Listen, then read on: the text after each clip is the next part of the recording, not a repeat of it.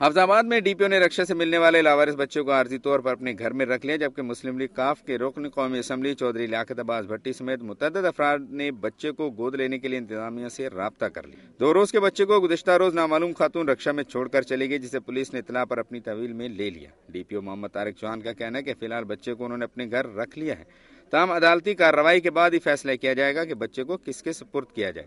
مسلم league کاف کے M N اے چودھری لیاقت عباس بھٹی کا کہنا ہے کہ وہ بچے کو گود لینا چاہتے ہیں، جس کے لیے انہوں نے ڈیوٹی مجسٹریٹ کو درخواست بھی دے دی ہے۔ اگر یہ مجھے بچہ نہیں دیں گے تو میں اس کا عدالت میں جاؤں گا، سیشن کورٹ میں جاؤں گا اور اپلیکیشن دوں گا کہ یہ بچہ میں اڈاپٹ کرنا چاہتا ہوں، کیوں میں اس حلقے کا ایم این اے ہوں، میں اپنے اللہ تعالیٰ کو راضی کرنا چاہتا ہوں، میرے پہ یہ فرض بنتا ہے کہ ایسا کوئی بھی بچہ ہو میں اس کو خود اڈاپٹ کروں اور خود اس کی پرورش کروں۔ ان کے علاوہ دیگر افراد بھی بچہ حاصل کرنے کے لیے انتظامیہ سے رابطے شروع کر دیے ہیں، تاہم انتظامیہ کا کہنا ہے کہ عدالتی کارروائی کے بعد ہی بچوں کو کسی کے حوالے کیا جائے گا۔ میڈیکل ساری چیزاں اسی کرا چکے ہیں خدا کی طرفوں کہ اولاد دا ڈاکٹر نے کہا کہ اللہ کی طرفوں، لیکن جڑی میری بیگم ہے وہ ڈپریشن دی مریض ہے، اس وجہ تو میں اولاد نو اڈاپٹ کرنا چاہتا ہوں۔ اور اب ایک نظر صبح پنجاب کی کچھ خبروں پر۔ چراغ تلے اندھیرا، میاں چنو تھانہ سٹی سے ملحقہ موبائل شاپ پر چوری کی واردات، چور چھت پھاڑ کر لاکھوں روپے کا سامان لے گئے۔ میاں چنو تھانہ سٹی سے ملحقہ موبائل شاپ پر چور چھت پھاڑ کر لاکھوں روپے کا سامان لے اڑے۔ تھانہ بازار میں تھانہ سٹی سے ملحقہ walk and talk mobile shop پر گزشتہ رات نامعلوم چور دکان کی چھت پھاڑ کر 3 لاکھ کے موبائل کارڈز اور 10,000 نقدی لے کر فرار ہو گئے۔ چوروں نے تھانہ سٹی کی طرف سے دکان کی دیوار کو نقب لگا کر مال نکالا اور واپسی پر بھی یہی راستہ اختیار کیا۔ اس جگہ پولیس ملازمین کے کوارٹرز ہیں، پولیس کو خبر تک نہ ہوئی اور اب پولیس نے رپورٹ درج کر کے تفتیش شروع کر دی ہے۔ اور اب آپ کو لیے چلیں گے گجرانوالہ میں موٹر سائیکل سوار 4 مسلح افراد نے فائرنگ کر کے انٹرنیشنل نعت خواں قاری حنیف شاہد رامپوری کو قتل کر دیا۔ گجرانوالہ میں موٹر سائیکل سوار مسلح افراد نے فائرنگ کر کے انٹرنیشنل نعت خواں قاری حنیف شاہد رامپوری کو قتل کر دیا۔ قاری حنیف رامپوری اپنی بیٹی کے ہمراہ اپنی رہائش گاہ گلشن کالونی سے کار پر بیٹی کے ہمراہ گاؤں وڈالہ سندھواں رامپور جا رہے تھے کہ راستے میں تھانہ جنا روڈ کے علاقے رتا جھال کے قریب موٹر سائیکل سوار 4 مسلح افراد نے زبردستی ان کی گاڑی روک کر اندھا دھند فائرنگ کر دی، جس سے قاری حنیف موقع پر ہی دم توڑ گئے، تاہم ملزمان فائرنگ کرتے ہوئے موقع سے فرار ہو گئے۔ ورثاء کے مطابق واقعہ دشمنی کا شاخسانہ ہے۔ مرحوم نے نعت خوانی کے لیے کل انگلینڈ جانا تھا۔ پولیس نے لاش کو پوسٹ مارٹم کے لیے ڈسٹرکٹ ہسپتال منتقل کر دیا۔ واقعے میں قاری حنیف کی بیٹی معجزانہ طور پر محفوظ رہی۔ سرکاری چینی فروخت کرنے کا انوکھا طریقہ، اسٹاکسٹ کی ملی بھگت سے انتظامیہ نے دکانداروں کو پاکستانی چینی فروخت کرنے سے منع کر دیا۔ پاکستانی چینی بیچنے والوں کو جرمانوں کا سامنا کرنا پڑے گا۔ ڈسکا میں انتظامیہ نے اسٹاکسٹ کی ملی بھگت سے انتظامیہ کو پاکستانی چینی کی فروخت سے روک دیا۔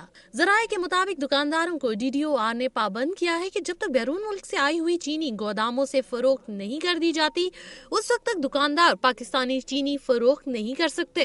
جبکہ یوٹیلیٹی سٹورز پر چینی کی قیمت فی کلو 60 روپے کر دی گئی ہے، لیکن سرکاری اسٹاکسٹ اب بھی دکانداروں کو 50 کلو کی بوری 3,225 روپے میں فروخت کر رہے ہیں، جبکہ اس باریک چینی کی قیمت دیگر اضلاع میں 3,000 روپے 50 کلو ہے، جبکہ پاکستانی چینی کی قیمت عام مارکیٹ میں تقریباً 3,400 روپے 50 کلو ہے۔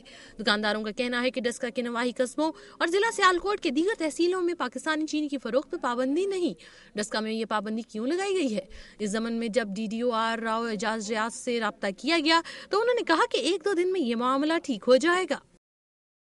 ٹوبہ ٹیک سنگھ میں جھگیوں میں آگ لگنے کی وجہ سے ضعیف خاتون اور ایک کمسن بچی جاں بحق ہو گئی۔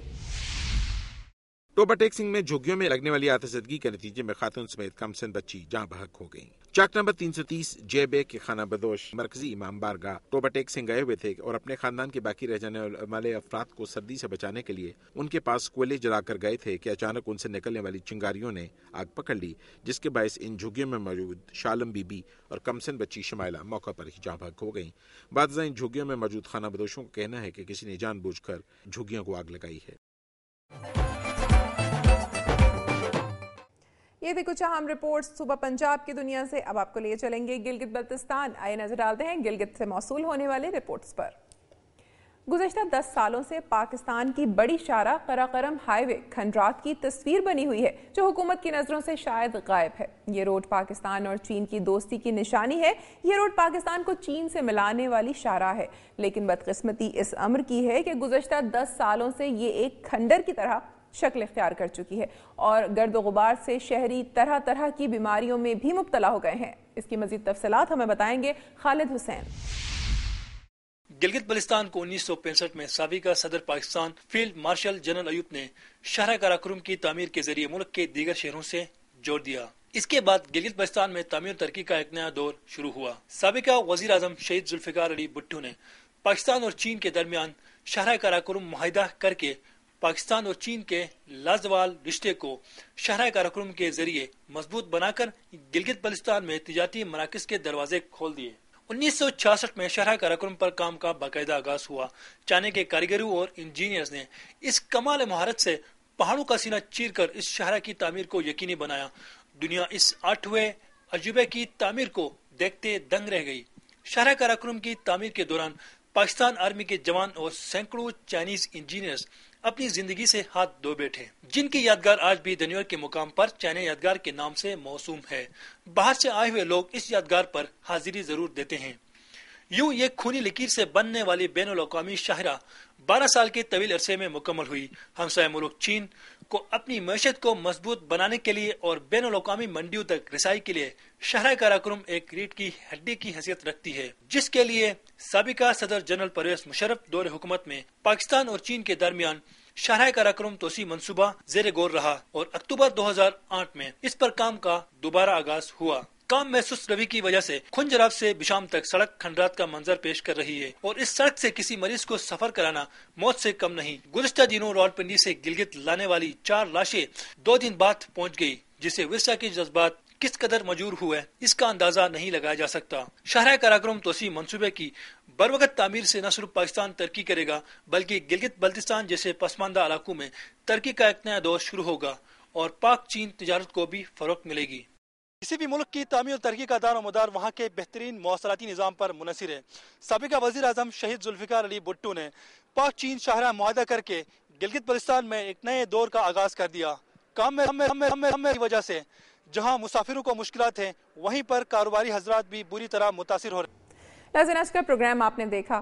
محکمہ خوراک میں کرپشن کی بات ہو یا تعلیم کے شعبے میں بدعنوانیوں کا معاملہ، صحت کے شعبے میں پائی جانے والی غفلت کا تذکرہ ہو یا مختلف شعبوں میں عوام کو درپیش مسائل کا ذکر، میری دھرتی میری دنیا کی ٹیم عوامی مسائل کو ارباب اختیار تک پہنچانے کے لیے کوشاں ہے، لیکن مسائل کی درست نشاندہی کے لیے آپ کا تعاون ضروری ہے۔